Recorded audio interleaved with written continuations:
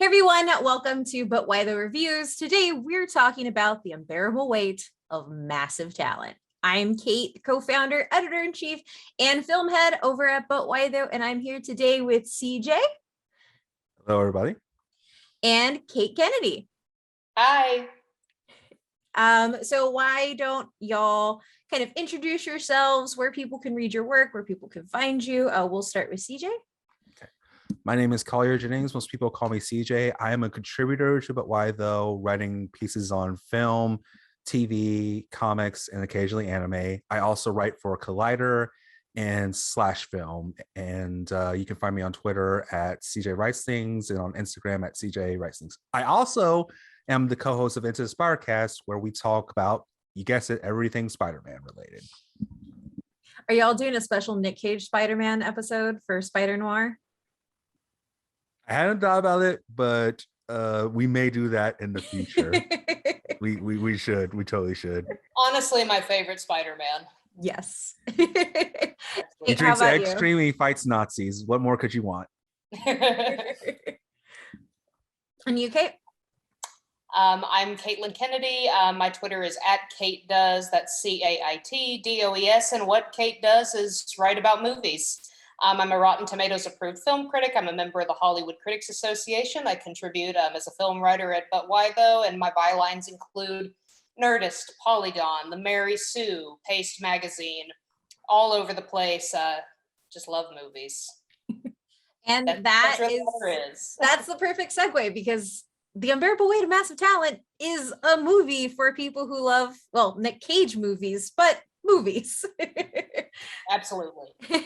So to start us up, our synopsis is Nicolas Cage stars as Nic Cage with K in the action comedy The Unbearable Weight of Massive Talent. Creatively unfulfilled and facing financial ruin, the fictionalized version of Cage must accept a $1 million offer to attend the birthday of a dangerous superfan played by Pedro Pascal.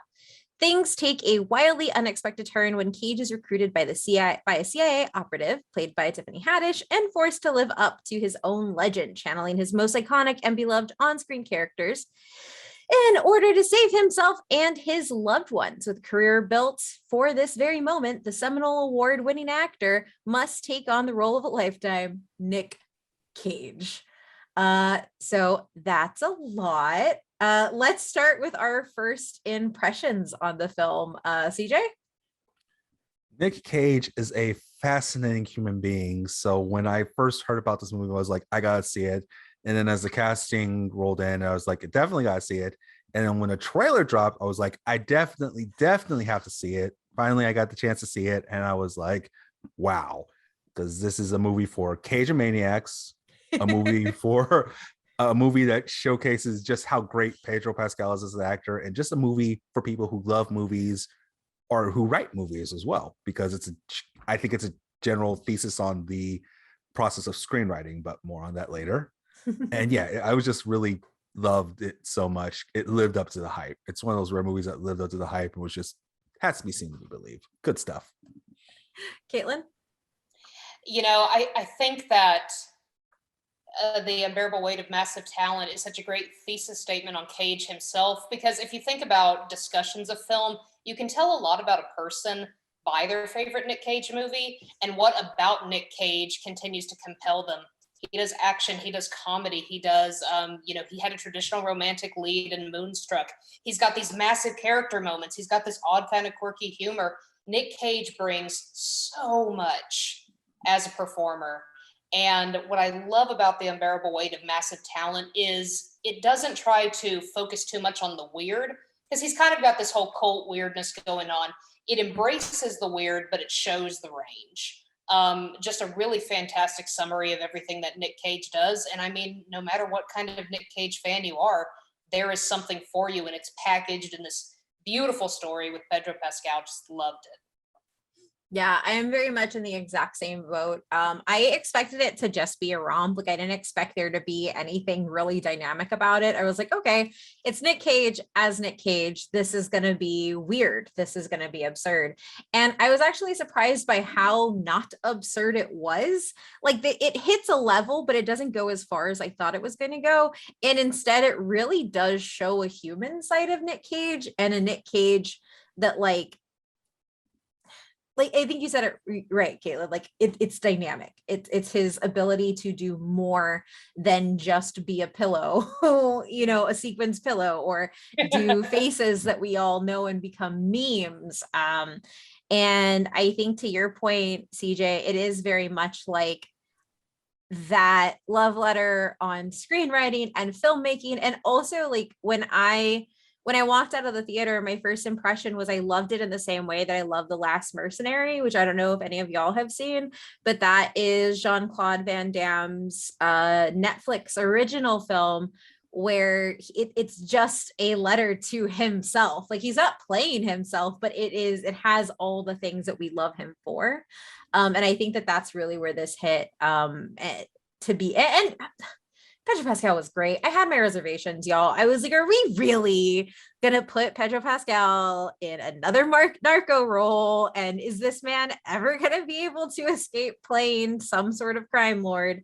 And we'll get into all that later, because it pays off in like a really good subverted way that I really appreciated. You know, I'm glad you mentioned that, and we'll get into it a little more, I'm sure. But for Pedro Pascal, it's also kind of a mini thesis statement of his range. Yeah. And not quite from the same way that it's approached with Nic Cage, where it's like, here's this huge dynamic career. We're going to touch all the best bits and introduce you to the things you might not know. Yeah. But Pedro Pascal, by going in a very direct way, you get to see it played in a way that is much more authentic to the Pedro Pascal you see in interviews. Yeah. This extremely funny man trapped in the body of a good-looking leading man, you know? Yes. Yes. His comedic timing is insane, and I think it's going to be really great for people who, you know, like Kate said, only know him as like a narco, or who only know him as the Mandalorian. He has range.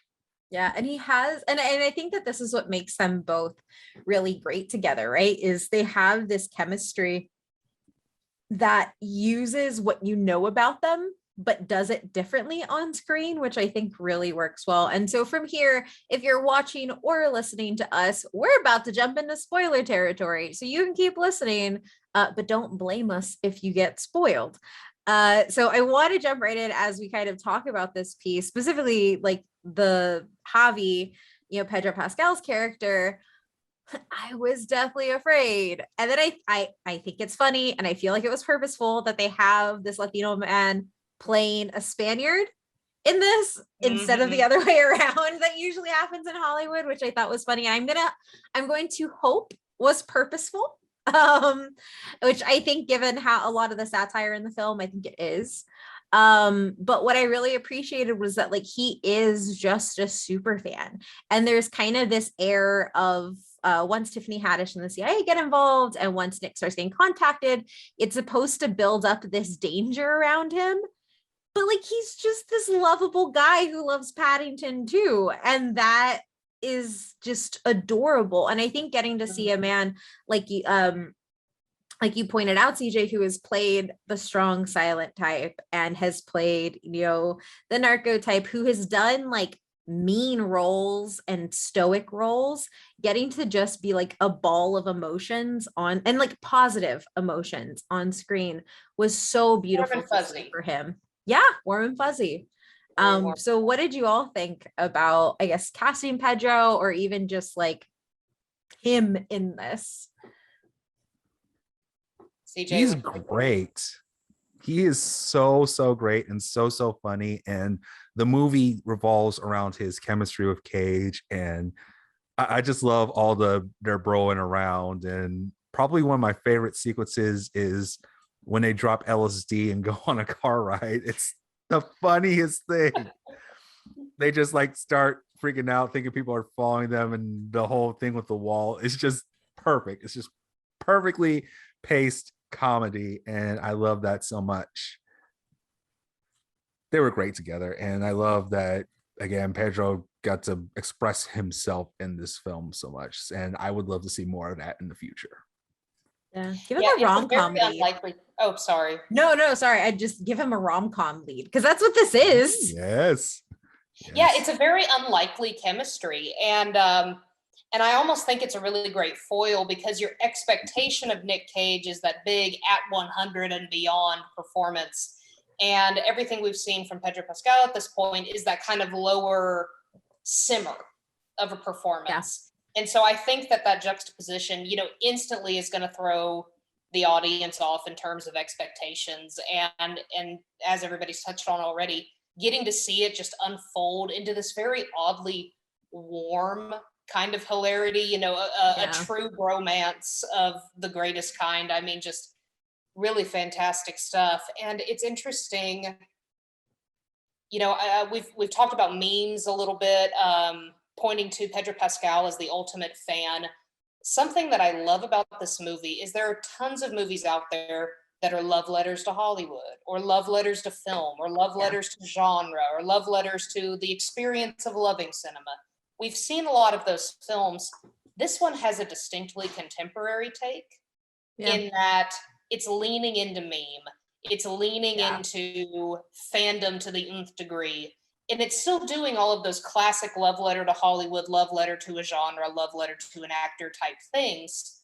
But just going at it in a super fun way. It's almost like, it's kind of like a Mondo poster. For those that are familiar, you think about traditional posters, and then the Mondo Art Collective just does these incredible, very edgy things with them, but it's for fans by fans. Yeah.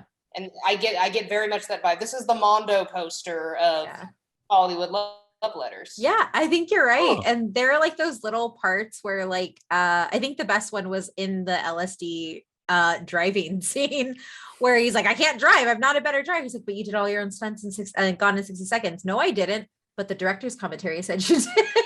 And it's like those little moments where like that super fan piece, and like in my brain, I was just like, oh God, I've listened to every Guillermo del Toro like interview that I can find. Would I be like this to that man if I was trying to be in a getaway car and stuff with GDT? But I think you're right. Like it is very much like it's a look at fandom. It's a look in fandom. It's weird because I think you're right. There's like this look at fans and fandom where it shows you the weird stuff. Like dude owns a wax sculpture of Nicolas Cage and is paid so much money for so many things. But there's the warmth and the wholesomeness to it because it's not something big and creepy like you kind of think it is going to be in the beginning. It's just somebody who cares. And I think that that's something I appreciate because often when we do get these contemporary takes on fandom, it is maligning it, or it is pointing out like how exactly like the Scream remake, like to see it shown as something that can be beautiful as well, I think is something that's like really important. And I think the way that it did that very specifically was when they're in like the Nic Cage vault and Nic Cage is looking at all of the props and he like calls like the pillow or something like disgusting or scary or like something like that, and Pedro Pascal's like, no, it's not. Like he's like, it's art. Like it's like that little moment where like the person being admired sees something that's made about them is like, ugh, and then the person who has it is like, no, this is like this is cool because it's you. And I don't know, there's just a softness and tenderness to the movie. CJ, did you have any takes on how it looks at fandom? I think it really looks at how creative fandom can be. Because again, Javi mentions he has a screenplay and Nick kind of, pretends to work it, but actually gets really into it. And like I said, this is a movie that kind of is a commentary on how movies are made. They talk about the what they want it to be, a character piece that balloons into an action-packed finale, and the third act problems. And I love how it's underlying of the problems of their life. Like I think Javi mentions that one of the characters has like an unrequited love, and it turns out he has a thing for his assistant Gabriella. And Cage's home creative problems stem from the fact that he hasn't resolved things with his daughter. And probably the thing that nobody has mentioned is there are literal guns, the Chekhov's guns, the golden guns from the Face Off statue. I was like, Oh my God, that's brilliant. It really speaks to how well this movie is written and how much thought was put into it, that these that you can see that somebody could see these parallels and think, oh, this is what making movies is like. And it also speaks to that fandom that so many people can be inspired to write a movie and say, I want somebody to star in it. Like if I wanted to write a movie that starred Idris Elba in it because I enjoy his work, something like that. Yeah. And I really like that aspect, because if there's a part of fandom that inspires people to be creative, whether it's writing, making fan films, making cosplay, etc. Yeah. And I think that's beautiful, and I think that's what this film touches on. Yeah, I agree. I think I think you also bring up a good point with the face-off guns, all the different nods to his past movies. I was actually surprised. I don't want to say subtle because it's not really subtle. Like they all happen very in your face, but it's almost like seamless. Like it doesn't feel ham-fisted. Like if anything was going to feel ham-fisted, you would think reenacting scenes that have popped up elsewhere or using props from other things, that that's what it would feel like. But it all feels natural. It feels very, very natural. I guess moving towards, like, we've talked about Pedro, we've talked about the fans. I think we have to talk about Nic Cage. So did you all have any in the role he was born to play? Yes.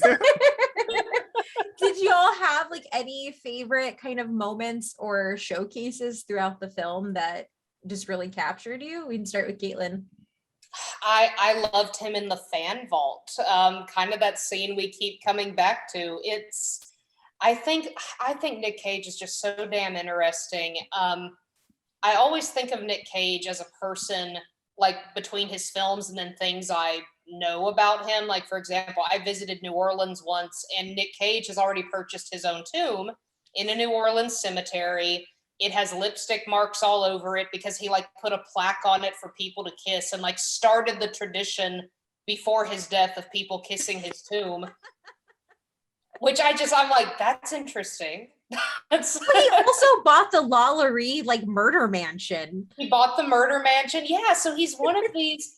You gotta wonder about a guy like that. It's like, what makes you tick? And I think what I romantically like to believe about Nic Cage is that he loves very deeply. He visited New Orleans once, and he's like, I'm going to inject myself into the soul of this city. And when you watch his work and when you listen to him speak on his process in film and on his projects, I think that Nic Cage is love, man. And I think that shows a lot in this film, just in that it shows a love between a creator and his fans. It shows a love between an actor and his craft, just all of that. And again, I think the way that the film is written, it takes everything that he's good at and allows him to play. Not just showcases it well, but allows him to play with it in a way that's really exciting. Yeah. And you, CJ? I think one of my favorite parts is where Cage interacts with Nikki, his younger movie star. Yeah. Yes. Like that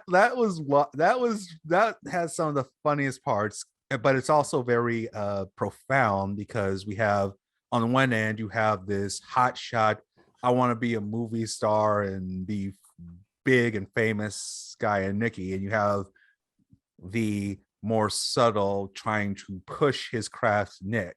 And it's kind of, in a way, Cage's commentary on where his career has taken him, as well as what people think of him. And they make out, which I was like, wait, is this really happening? But I love yourself, I guess. No, my one issue is that director Tom Gormican said that there were more scenes with Nikki that eventually got cut, and I want to see those scenes because all those parts were amazing. I would have watched the whole movie of that.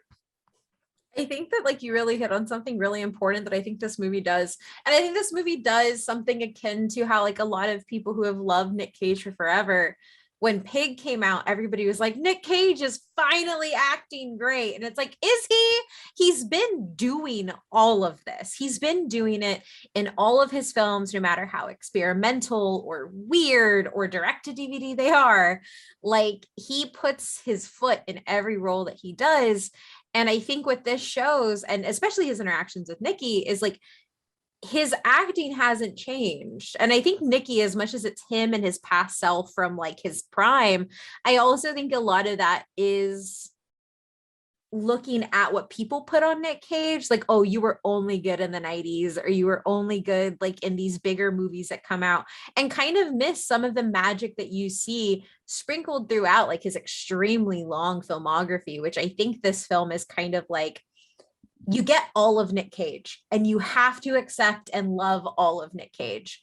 And that's a good thing. And that's a healthy thing. And it's something that will keep that talent growing and giving. Because like, whenever we talk about like good Nic Cage movies, I actually think Mom and Dad is a really good Nic Cage movie, because he plays a murderous dad in like this weird kind of weird like Plague Tale type thing. And I think that like, while I thought about movies that let Cage do like great dramatic things, this movie made me think about the Cage of it all, those smaller films that we fall in love with that are gems and that become memes, but actually give him the ability to just go out and be Nic Cage. Because I think there is actually a comment in the movie where somebody's like, why don't you make more movies like The Rock? And it's like, it's this weird thing. Like it's also playing with our expectations from actors in a way. And I think that that's my favorite thing about all of this. And I think my favorite scene with Nic Cage is him just being like, I'm going to keep acting.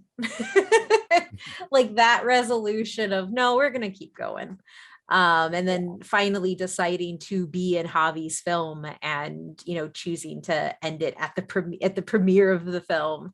I think that was something that was really beautiful, because leading up to like the reason he goes to the birthday party is he can't get any roles anymore and he wants to quit acting and he's just completely dejected, and he finds it again, which again I think speaks to the power of fandom. Like sometimes people don't know what they do touches people, and it really does. Truth. So when we look at the movie, were there anything that you think that it could have done better?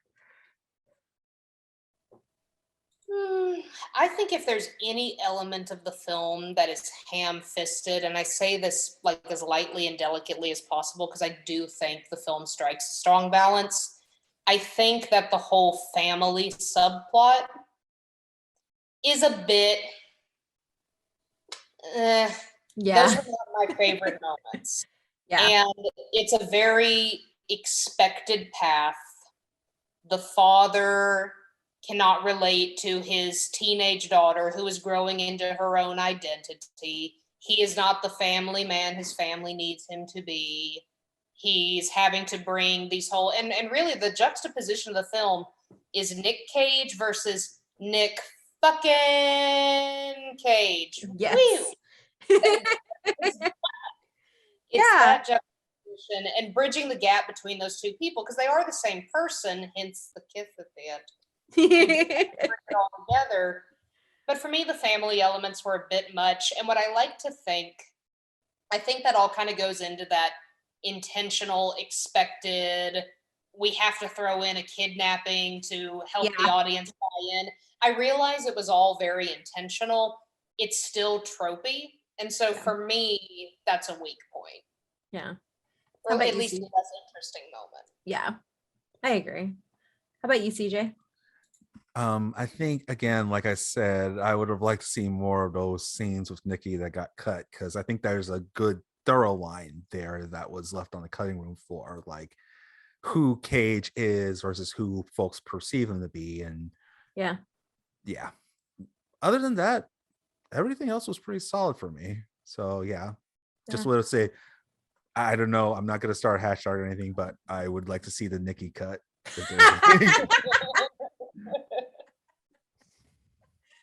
I think for me, it really is.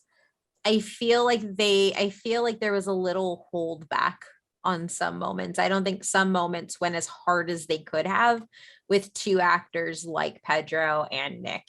Like I think that I feel like it was kind of holding itself back a little bit. I think the LSD piece was probably my favorite of their chemistry because like all the barriers came down, but I would have liked to have seen more of that absurdity and like connection through it. Because to be honest, like I think that that's one of the things that when you realize that they're friends is like your friends are people that you can be a little chaotic with or a lot chaotic with, and you just go from one point to the next, the next, the next. And I think we get glimpses of that, but I don't think we necessarily see the whole picture a lot of the time, which is something I wish we could have gotten more of. Yeah, that, and I actually thought Tiffany Haddish was hilarious. She was very good in this movie, and I don't usually like Tiffany Haddish. I think a modest seasoning of Tiffany Haddish on any film is a good thing. It's whenever you go overboard. Yeah, that's fair. This was Very a fair. modest seasoning of Tiffany Haddish, and it worked. Very fair. I think yeah, you have to know how to use her because like on Apple TV's The After Party, she's really good on that, and here, and ironically, both of those projects, she also shares with Ike Barinholtz, who was pretty funny with this. They're good. They're good with each other. So as we go to wrap up, let's give folks listening and watching our 3 reasons why they should go watch this movie. And we can start with Caitlin. Number 1, performance.